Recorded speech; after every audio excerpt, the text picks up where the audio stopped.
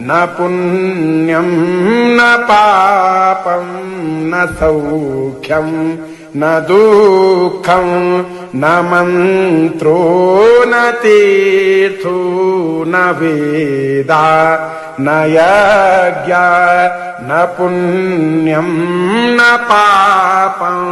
न सौख्यं न दुःखं न मन्त्रो न तीर्थो न वेदा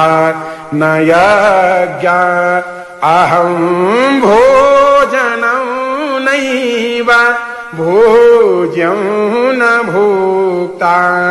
अहं भोजनं नैव भोज्यं न भोक्ता चिदानन्दरूपः शिवोऽहम्